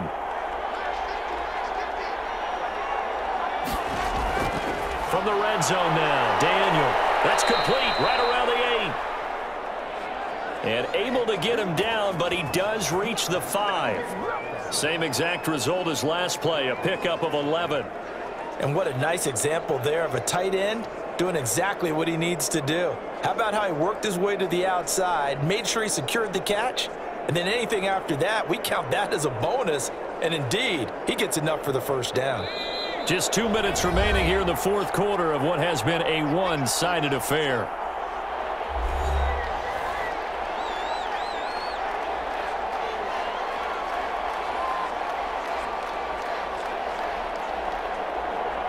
So the Lions in possession of the football as we welcome you back. They've got it 1st and goal as they look to punch in a late score. In trouble, and he'll go down back at the 12. Daniil Hunter picks up his 2nd sack of the afternoon. Brandon, I think you understand the type of afternoon this offensive line is having. It is a long one for them. Long for you to spend it with me. Long for them trying to block those guys. They've given up a whole lot of sacks, and the speed and quickness of that defensive line is eating them alive. That's going to be caught at the 10-yard line. And here he'll get it down to the 7. 5 yards that time on the completion, and now it's 3rd and goal.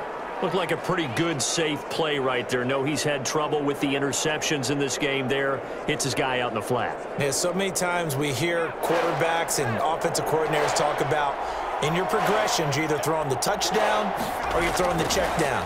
But earlier in the game, it was touchdown or interception. And that is caught. Touchdown, Detroit. Quintez Cephas there to make the grab. And the Lions are able to draw a bit closer.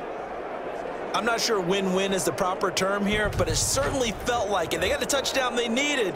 But if I'm on the defensive side of the ball, okay, you got the touchdown, but it sure took you a long time. Yeah, because offensively there, you're probably hoping for a 1 to 5 play drive. That one ate up a little more time than they were hoping. You're exactly right. And if you have that 1 to 5 play drive, you actually build up momentum and even more hope. When they had to slog their way downfield, they got the touchdown, but it's almost like, yeah, you know, doesn't feel right. Exactly. Prater for the extra point, and the lead will be cut down to 14.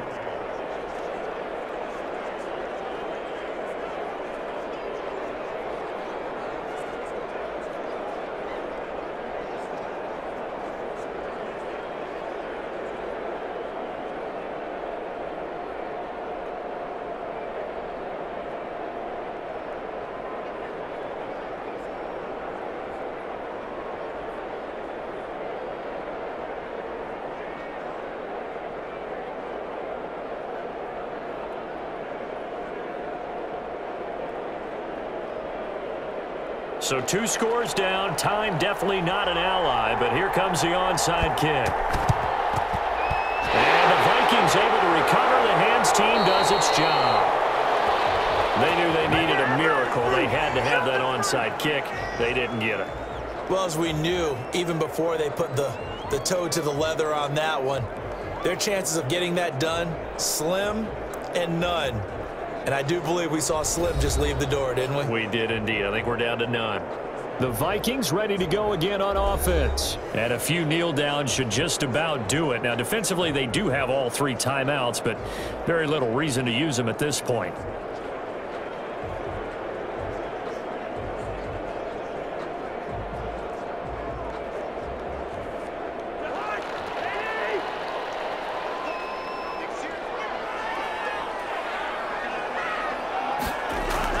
On first down, it's Cook. The Lions will use the first of their timeouts as they get it with under a minute to go now in the football game.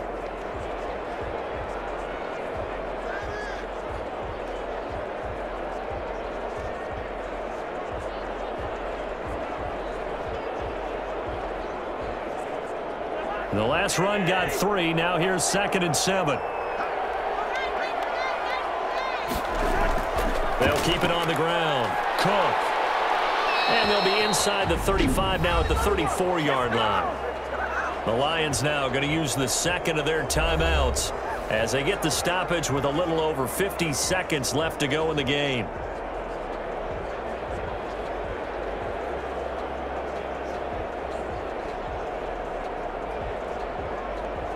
From the 34 now, here's 1st and 10.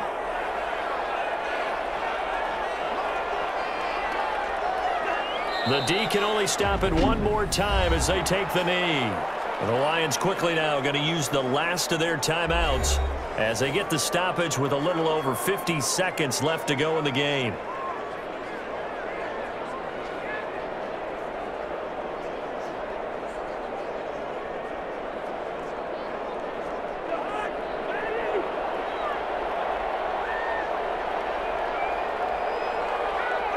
Victory formation time for the Vikings as they'll take a knee here.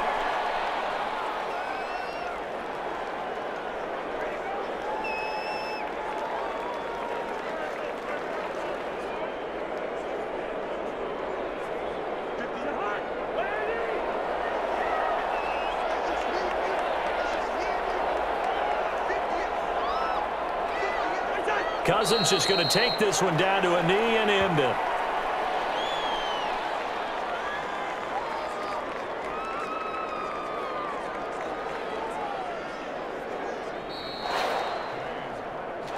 Charles, it's one thing to win. It's another thing to win and put up the amount of points that they did. Boy, were they clicking on offense. They can't help but feel great about themselves, can they? I mean, what a game to put up that number of points, continually feeling they're moving the ball and things are working and clicking. They think that they can bottle this and carry it with them. And as an offensive coordinator, you just don't think you can do anything wrong. Whatever you call, run, pass, it's all going to work. That's called being in the zone.